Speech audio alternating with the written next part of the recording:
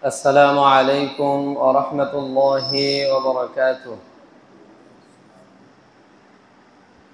إن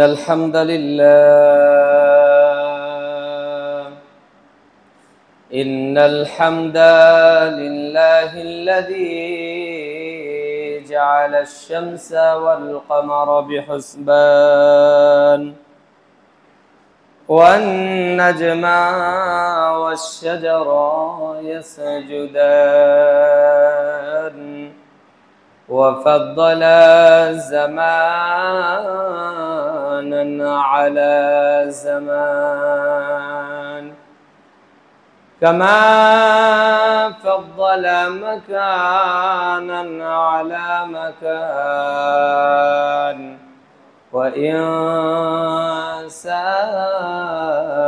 على إنسان ونشهد أن لا إله إلا الله ونشهد أن سيدنا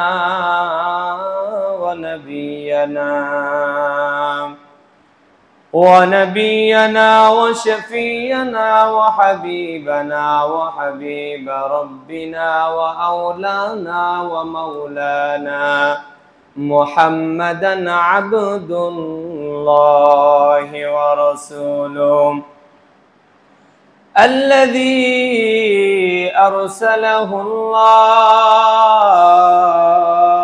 تعالى بالحق بشيرا ونذيرا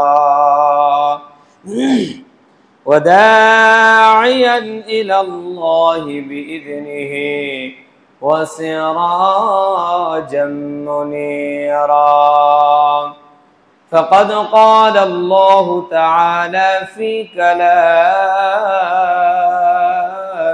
المجيد والفرقانه الحميد أعوذ بالله من الشيطان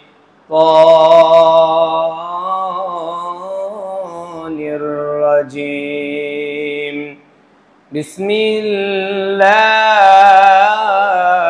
الرحمن الرحيم ومن يطع الله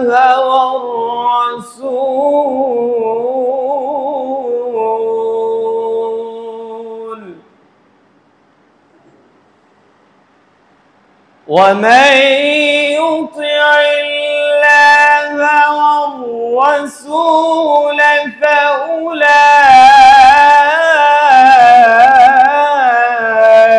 يبدل الله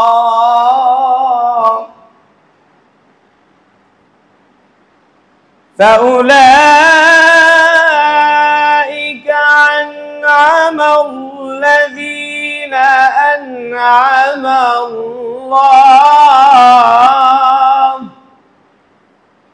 أنعم الله عليهم من النبيين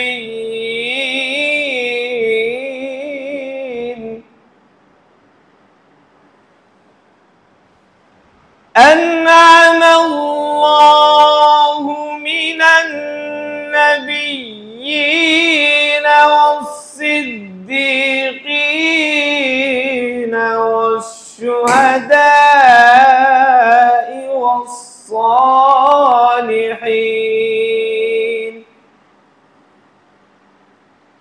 إن الله وملائكته يصلون على النبي يا أيها الذين آمنوا صلوا عليه وسلموا تسليما اللهم سيدنا مولانا محمد وعلى آل سيدنا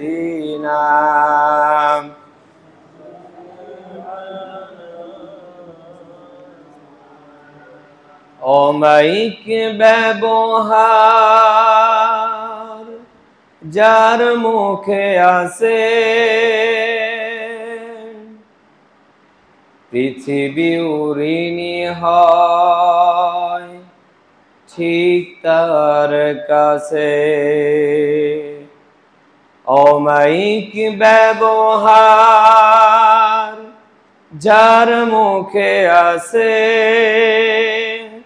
পৃথিবী উড়িনি হয় ঠিক তার কাছে। ব্যবহারে জয় করে মানুষের মন, পরাজিত হয়ে যায় অস্ত্র তখন।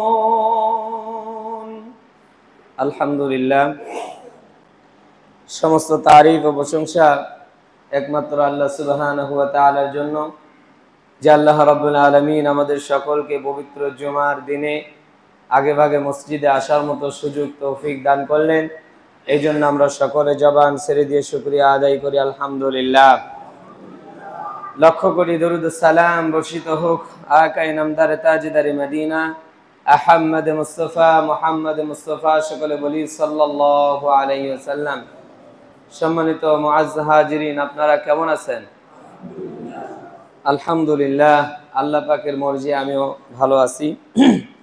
আজকে আমার আলোচনার মূল বিষয়টা হচ্ছে রাসূলুল্লাহ সাল্লাল্লাহু আলাইহি ওয়াসাল্লামের চরিত্র সম্পর্কে।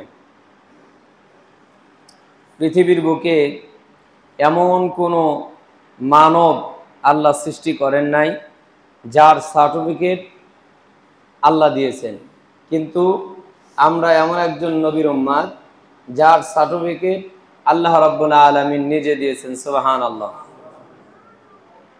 রাসূলের চরিত্র, আমরা তো এখন বর্তমানে স্লোগানে আমাদের এরকম থাকে, অমুক ভাইয়ের চরিত্র কিসের মতো পবিত্র?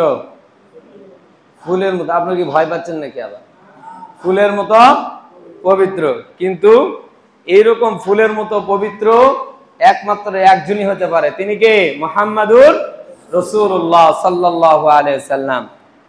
তাছাড়া প্রত্যেকটা ব্যক্তির চরিত্রের ভিতরে দাগ আছে, কম বেশি আছেই, নির্ভুল একজনও নাই। কিন্তু আল্লাহ রাব্বুল আলামিন কোরআনুল কারীমের ভিতরে সূরা কলম আল্লাহ রাব্বুল আলামিন 4 নম্বর আয়াতে বললেন, ওয়া ইন্নাকা লাআলা খুলুকিন আযীম। আল্লাহ রাব্বুল আলামিন বললেন, নিশ্চয় আপনাকে মহান পবিত্র করে আমি দুনিয়াতে প্রেরণ করলাম। তাহলে মহান পবিত্র যদি বলতো যে আমি আপনাকে পবিত্র করে দুনিয়াতে পাঠালাম, তাহলে মনে হতো আমাদের যে মনে হয় কিছু আছে ভিতরে। কিন্তু আল্লাহ একবারে কি করে দিলেন? ক্লিয়ার করে দিলেন, মহান পবিত্র, এর উপরে আর কোনো পবিত্র হতে পারে না। সুবহানাল্লাহ। রব্বুল আলামিন আপনার আমার হাবিব জনাবে মুহাম্মদুর রাসূলুল্লাহ সাল্লাল্লাহু আলাইহি ওয়াসাল্লামের চরিত্রের ব্যাপারে আল্লাহ বললেন, ওয়া ইন্নাকা লাআলা খুলুকিন আযীম। মহান পবিত্র, মহান চরিত্র দিয়ে আপনাকে দুনিয়াতে প্রেরণ করলাম। তাহলে আল্লাহ রাসূল সাল্লাল্লাহু আলাইহি ওয়াসাল্লাম কেমন পবিত্র আর কেমন লজ্জাশীলতা অবস্থায় ছিলেন তিনাকে দুনিয়াতে প্রেরণ করা হয়েছিল। দেখেন, আব্দুল মুত্তালিব যখন এক প্রান্ত থেকে আর এক প্রান্তে মাটি বহন করতেছিলেন, এমন অবস্থায় সবার মাথার উপরে কাপড় দেওয়া আছে, কিন্তু আব্দুল মুত্তালিব মনে করলেন যে আমার নাতির মাথার উপরে মাটির ভাঁটা দিলে হয়তো কষ্ট হবে। এই জন্য তিনি কি করলেন, তার পরনে যে কাপড় ছিল অনেকে বলে লুঙ্গি, অনেকে বলে জামা, যেটাই হোক না কেন কাপড়ে শুধুমাত্র হাত লাগাইছে কাপড়টা খোলার জন্য, সঙ্গে সঙ্গে আপনার আমার নবী বেহুশ হয়ে পড়ে গেছে। তাহলে আপনার আমার নবী লজ্জা কেমন আল্লাহ দিয়ে দুনিয়াতে প্রেরণ করেছিলেন। বিজ্ঞানরা প্রমাণ করে, যদি কোনো ব্যক্তি একাকিত্ব থাকা অবস্থায়, বিশেষ করে যুবকেরা, আমি রাস্তাঘাটে চললে দেখি, হয়তো আপনারা দেখেন কিনা জানি না, রাস্তাঘাটে চললে দেখা যায় একটা মানে মোটর সাইকেল নিচে হাফ প্যান্ট পরে মোটর সাইকেল চালাচ্ছে, তাহলে এটা তো দূরে থাক, রাসূলুল্লাহ সাল্লাল্লাহু আলাইহি ওয়াসাল্লাম হুঁশিয়ারি করে দিয়েছেন, আমরা যারা গোসল করা অবস্থায় যদি আমরা দরজা সব বন্ধ করে দিয়ে একা একা উলঙ্গ হয়ে যদি গোসল করি, তাহলেও আমাদের লজ্জা কমে যাবে। এই জন্য আমাদের উচিত, আমাদের রাসূলুল্লাহ কখনোই নিজের লজ্জাস্থানের দিকে নজর দেন নাই। এটাকে আমি বানায় বললাম, রাসূল বর্ণনা করছে বিধায় আমি বললাম আপনাদেরকে, এটা শরমের কিছুই নাই। আর লজ্জা আমাদের এমন কমে যাচ্ছে যে আজকে আমরা মা বাপ সবাই আছে, ছোট্ট বোন আছে, যুবতী বোন আছে, তাদের সামনে একজন যুবক ভাই মাত্র হাফ প্যান্ট পরে তার সামনে ঘোরাফেরা করতেছে। এই তো আমাদের লজ্জা। শুধু তাই নাই, বললে হয়তো অনেকেই মনে করবে যে হুজুর এই ধরনের আলোচনা কেন করে মসজিদে, হাদিসে আছে বিধায় এই ধরনের আলোচনা করা লাগবে। কোনোদিনও এই আলোচনা শোনেন নাই। আজকে যেটা বলতে চাচ্ছি, আমার মনে হয় শোনেন নাই। আল্লাহর রাসূল সাল্লাল্লাহু আলাইহি ওয়াসাল্লাম হাদিসের ভিতরে প্রমাণ করলেন, বর্ণনা করলেন যে সমস্ত যুবক একজন মেয়ে তথা আপনার স্ত্রী, যদি আপনার বাবা অসুস্থ হয়ে যায়, একজন বৃদ্ধ মানুষ অসুস্থ হয়ে যায়, যাবার পরে তার খেদমতের জন্য যদি একজন বেটার বউকে পাঠানো হয়, আর এই বেটার বউ যদি যুবতী হয় অথবা যে রকমই হোক না কেন, শ্বশুরের খেদমত করার সময় যদি হাত পাও বোলায় দিচ্ছে, এমন অবস্থায় শ্বশুরের যদি আলঙ্গিন অর্থাৎ যদি উত্তেজনামূলক কোনো কিছু হয়ে যায়, তাহলে ওই বেটার জন্য ওই বেটার বউ হারাম। বেটার বউ হারাম। এই জন্য আমাদের উচিত হচ্ছে, আমরা যত সম্ভব আমরা আমাদের বাবার খেদমত করার চেষ্টা করব ইনশাআল্লাহ। কতটুকু করা যাবে? যতটুকু স্পর্শ ছাড়া এতটুকু করা যাবে শ্বশুরের খেদমত। আপনি আপনার যদিও মেয়ের মতো, কিন্তু এরপরেও যদি যে কোনো একজনের যদি সমস্যা ঘটে, তাহলে ওই স্বামী আর ব্যবহার করা যাবে না। এই জন্য আমাদের উচিত, আমরা যত সম্ভব নিজেদেরকে হেফাজত করব, আর আমাদের স্ত্রী, আমাদের মেয়ে, তাদের থেকে আমরা অবশ্যই দূরে থাকার চেষ্টা করব ইনশাআল্লাহ। তাহলে আল্লাহ রাসূল সাল্লাল্লাহু আলাইহি ওয়াসাল্লামের চরিত্র সম্পর্কে আল্লাহ নিজেই ঘোষণা দিলেন, ওয়া ইন্নাকা লা আলা খুলুকিন আযীম। আমার রাসূল হচ্ছে মহান চরিত্রের অধিকারী, মহান পবিত্র একজন মানব আমি দুনিয়াতে প্রেরণ করলাম তোমাদের জন্য। আল্লাহ রাব্বুল আলামিন সূরা আহজাবের 21 নম্বর আয়াতে বললেন, লাকাদ কানা লাকুম ফি রাসূলিল্লাহি উসওয়াতুন হাসানা। আল্লাহ রাব্বুল আলামিন বললেন, নিশ্চয় আল্লাহর রাসূল তোমাদের জন্য উত্তম একটা ব্যাখ্যা, উত্তম একটা চরিত্রের অধিকারী। আল্লাহর রাসূল সাল্লাল্লাহু আলাইহি ওয়াসাল্লাম আমাদের জন্য যে উত্তম মডেল, এটা কি কেউ অস্বীকার করতে পারবে? পারবে না। আপনি যেভাবেই যান না কেন, যে দিকেই নিয়ে যাবেন, সেই দিকেই আমার রাসূলের দিক নির্দেশনা আছে না? আছে। সম্মানিত মুসলিয়ান ইকরাম, ফ্যান নষ্ট হয়েছে, ফ্যান দেওয়ার দরকার নাই, কথা বলেন না, কথা বললে এলোমেলো হয়ে যায়। চুপচাপ বসে যান, যার যেখানে জায়গা পাবেন সেখানে বসে যাবেন, চুপচাপ বসে যান। দরুদ শরীফ আল্লাহুম্মা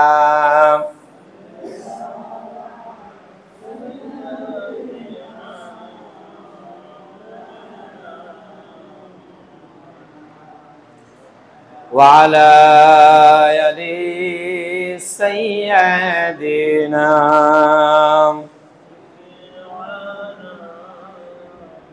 কথা বলতেছিলাম রাসূলুল্লাহর চরিত্র একদম, আল্লাহ বললেন মহান চরিত্রের অধিকারী, এবং এরপরে আল্লাহ বললেন লাকাদ কানা লাকুম ফি রাসূলিল্লাহি উসওয়াতুন হাসানা, তোমাদের জন্য তোমাদের রাসূল হচ্ছে উত্তম একজন মডেল, উত্তম একজন মডেল। আমরা যদি আল্লাহর রাসূলকে মডেল না মানি, তাহলে যতই আপনি আমি মুখ দিয়ে বলি না কেন যে রাসূলকে ভালোবাসি, রাসূলকে ভালোবাসা হবে না, রাসূলকে ভালোবাসা হবে না। সম্মানিত মুআজ্জাজ হাজিরিন, রাসূলের মহব্বত আমাদের অন্তরে যদি থাকে, তাহলে রাসূলের সুন্নাহ আগে আমাদেরকে আঁকড়ে ধরতে হবে।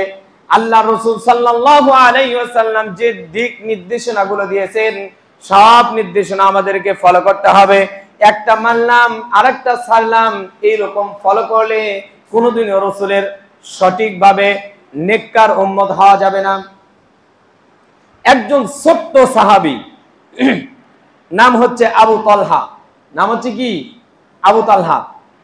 যখন রাসূল মক্কা থেকে মদিনার দিকে যাবেন, ওই সময় প্রত্যেকটা দিন বাবার হাত ধরে দাঁড়ায় থাকতেন আবু তালহা, যে রাসূল কখন আসবে, তাকে একটু সম্বর্ধনা জানাবে, তাকে একটু সম্মান জানাবে, জানায়া এরপরে মদিনাতে ঢোকায় নেবে। আবু তালহা কয়েকদিন যখন এরকম ভাবে রাস্তায় দাঁড়ায় থাকলেন, থাকার পরে একদিন দাঁড়ানো অবস্থায় দেখলেন যে দূর থেকে দেখা যায় রাসূল আসতেছেন। এমন অবস্থায় দৌড়ে চলে গেলেন রাসূলের কাছে। যাবার পরে রাসূল ছোট্ট বাচ্চাদেরকে একটু বেশি মহব্বত করতেন, তাকে জড়ায় ধরলেন আর আদর করে দিলেন। এরপরে আবু তালহা তার বাপের দিকে চলে গেলেন। যাবার পূর্বে আবু তালহা রাসূলের কাছে যখন গেলেন, তখন জিজ্ঞাসা করলেন, প্রশ্ন করলেন, ইয়া রাসূলুল্লাহ, আপনি কি জানেন আমি আপনাকে কত ভালোবাসি? রাসূলুল্লাহ সাল্লাল্লাহু আলাইহি ওয়াসাল্লাম তখন বললেন, ও আবু তালহা, তুমি একটু বলো তো দেখি, তোমার জবান দ্বারা আমি শুনতে চাই তুমি আমাকে কত ভালোবাসো। রাসূলুল্লাহ সাল্লাল্লাহু আলাইহি ওয়াসাল্লাম কি তখন বললেন, ইয়া রাসূলুল্লাহ, আমি পৃথিবীর বুকে যত সৃষ্টি আছে, যত ভালোবাসার মাত্রা আছে, সব চাইতে আপনাকে বেশি ভালোবাসি। রাসূলুল্লাহ তখন ডাক দিয়ে বললেন, ও আমার আবু তালহা, দেখি তুমি কেমন ভালোবাসো আমাকে। তুমি যাও, যে বাবার হাত ছেড়ে দিয়ে তুমি আমাকে আমার আগমনে তুমি আমার কাছে আসছো, ওই বাবাকে তুমি হত্যা করে আসো দেখি। আবু তালহা দ্বিতীয় কোনো প্রশ্ন করে নাই, চট করে দৌড়ে যাবার শুরু করে দিল। ওই মুহূর্তে রাসূলুল্লাহ ডাক দিয়ে বললেন, ও আমার আবু তালহা, তুমি আমার দিকে আসো। আমি রাসূল দুনিয়াতে আসছি কাউকে হত্যা করার জন্য নয়, পিতা থেকে সন্তানকে আলাদা করার জন্য নয়, আমি আসছি সন্তান, পিতা, আত্মীয় স্বজন সকলকে একত্রিত করার জন্য। রাসূল শুধু দেখলেন আবু তালহার কেমন ভালোবাসা, এখানে শেষ নয়।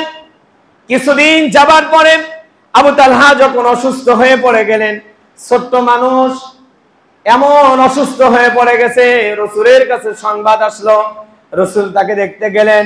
যাবার পরে রাসূল বুঝতে পারলেন যে আমার আবু তালহা আর দুনিয়াতে থাকবে না। তখন তার আত্মীয় স্বজনদেরকে বলে গেলেন, আবু তালহা মনে হয় আর দুনিয়ায় থাকবে না, তোমরা আমার একটা আবদার রাখবা, আমার একটা প্রস্তাব তোমরা রাখবা।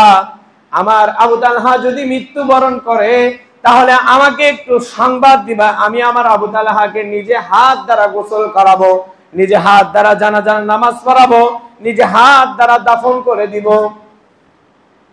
এই কথা বলার পরে রাসূলুল্লাহ চলে গেলেন। রাসূলুল্লাহ যত দূরে ছিলেন, ওখান থেকে আবু তালহার কাছে আসতে ইহুদিদের কয়েকটা গোত্র পার করে তারপরে আসতে হয়। আবু তালহাকে যখন বলা হলো, আবু তালহা শুনতে চাচ্ছেন যে রাসূল কি বলে গেল আপনাদেরকে। তার আত্মীয় স্বজনরা যখন বলা বলি শুরু করলো যে তুমি যদি মৃত্যুবরণ করো তাহলে রাসূল তোমার জানাজার নামাজ পড়াবে। তিনি বললেন না, রাসূলের জানাজা আমার দরকার নাই। তখন তারা অবাক হয়ে তাকে বলল, মানুষ রাসূলের জানাজা নেওয়ার জন্য পাগল হয়ে যায়, আর রাসূল নিজে তোমার জানাজা পড়ার জন্য রাজি হয়ে গেল, কিন্তু তুমি রাজি হচ্ছ না কেন? তখন আবু তালহার ভালোবাসা কতটুকু রাসূলের প্রতি ভালোবাসা দেখেন। তখন তিনি চিৎকার মেরে বলে, আমি আবু তালহার জানাজা পড়তে আসবে রাসূল, রাতের বেলা যদি আমার মৃত্যু হয়ে যায়, রাতের বেলা কয়েকটা গোত্র পার হয়ে যখন আমার রাসূল আসবে, আমার কেমন জানি মনে হয় রাসূলকে তারা হত্যা করবে। আল্লাহু আকবার, কত ভালোবাসা! এই কথা যখন বললেন, বলার পরে কিছুদিনের ভিতরে আবু তালহা মৃত্যুবরণ করলেন। রাসূলকে তারা সংবাদ দিলেন না, কিন্তু রাসূল সংবাদ না দেওয়ার ক্ষেত্রে কিছুদিন পর রাসূলের কাছে গেলেন। যাবার পরে বললেন, আপনার আবু তালহা তো আর দুনিয়াতে নাই। রাসূল তখন অবাক হয়ে বললেন, আমাকে কেন বলা হলো না? সব ঘটনা যখন খুলে বলা হলো, তখন রাসূলের অন্তরের ভিতরে আবু তালহার প্রতি এত মহাব্বত জাগলো, কবরের পাশে দাঁড়ায়া রাসূল আল্লাহর কাছে দরখাস্ত জানায়, আই রব, দুইটা দোয়া করছিলেন। একটা হচ্ছে আমার আবু তালহার জন্য আমি পাগল, আপনি আমার আবু তালহার জন্য পাগল হয়ে যান। আল্লাহু আকবার।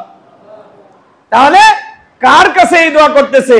যে আমি রাসূল আবু তালহার জন্য পাগল, আপনি রব আবু তালহার জন্য পাগল থাকেন।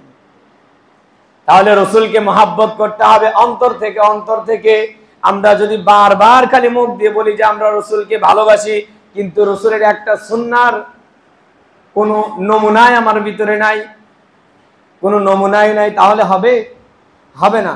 এই জন্য আপনার আমার উচিত হচ্ছে আমরা অবশ্যই রাসূলকে অন্তর দ্বারা ভালোবাসবো। সম্মানিত মুআজ্জিন হাজিরিন, হযরতে আয়েশা সিদ্দিকা রাদিয়াল্লাহু তাআলা আনহা, তেনার কাছে সাহাবায়ে কেরামরা আসলেন রাসূল মৃত্যুবরণ করার পরে। তখন জিজ্ঞাসা করলেন, ইয়া রাসূলুল্লাহ, সম্মানিত স্ত্রী রাসূলুল্লাহর স্ত্রী মা আয়েশা, আপনি একটু বলেন যে আমাদের নবীর চরিত্র কেমন ছিল? হযরত আয়েশা সিদ্দিকা রাদিয়াল্লাহু তাআলা আনহা তখন বললেন, তোমরা কি চলমান কোরআন দেখছো নাকি? তখন সাহাবায়ে কেরামরা বললেন, না, চলমান কোরআন দেখি নাই। তখন বললেন, একটা কোরআনের ভিতরে যে চরিত্র দিয়ে আল্লাহ রাব্বুল আলামিন আয়াতগুলো নাজিল করেছেন, সব চরিত্র আমার স্বামী মুহাম্মদুর রাসূলুল্লাহ ছিল। তাহলে রাসূলুল্লাহকে চলমান কোরআন বললেন হযরতে আয়েশা। একজন স্বামীর সার্টিফিকেট যদি একজন স্ত্রী দেয় যে চলমান কোরআন, তাহলে ওই রকম মানে অনেক বড় মানের, অনেক সম্মানিত স্বামী হওয়া অনেক ভাগ্যের ব্যাপার। আজকে আমার স্ত্রীর কাছেও যদি বলা হয়, দেখবেন যে অনেক কথা ভালো বলবে, তার শেষে যায় একটা কি বলবে, আমার দুর্নাম ওখানে থাকবেই, তাই না? এরকম সবাই আছে। কিন্তু রাসূলুল্লাহ চরিত্র ছিলেন ওয়া ইন্নাকা লা আলা খুলুকিন আযীম। আল্লাহ বললেন যে মহান চরিত্রের অধিকারী আমি বানায় দিয়েছি। সুবহানাল্লাহ।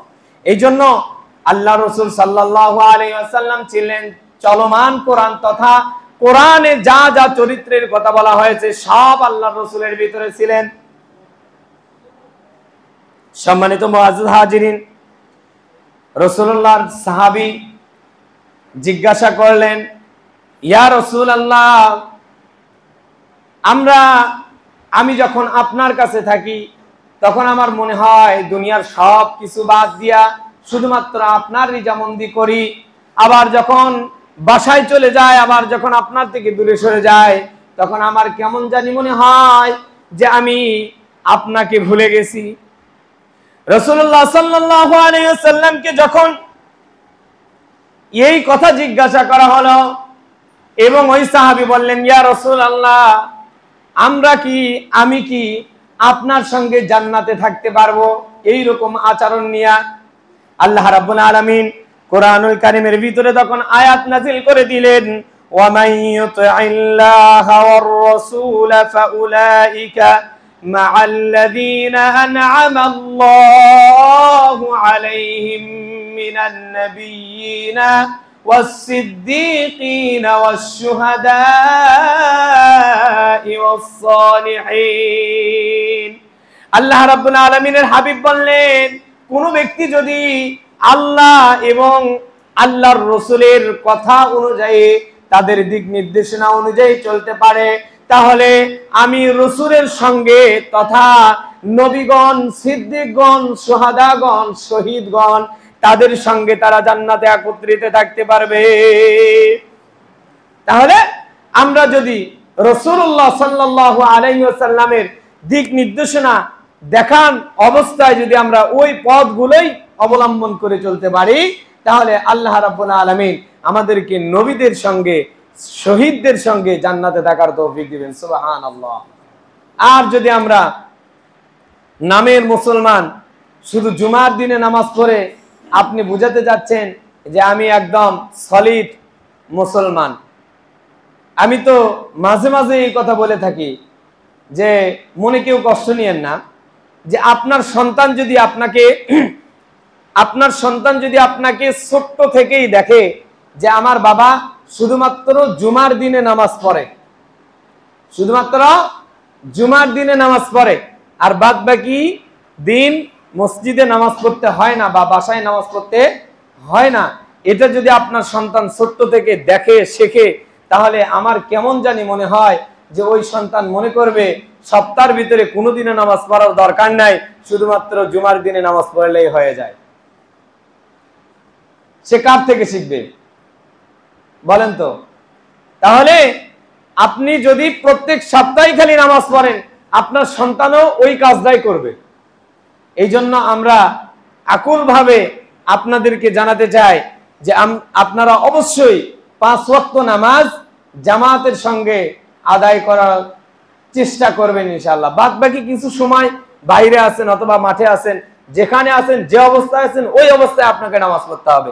অন্তত আমি জানি যে মাগরিব, ইশা, ফজর এই 3টা ওয়াক্তে মানুষের বাইরে কোনো কাজ থাকে না। অন্তত এই 3টা ওয়াক্ত মসজিদে নামাজ পড়ার চেষ্টা করবেন।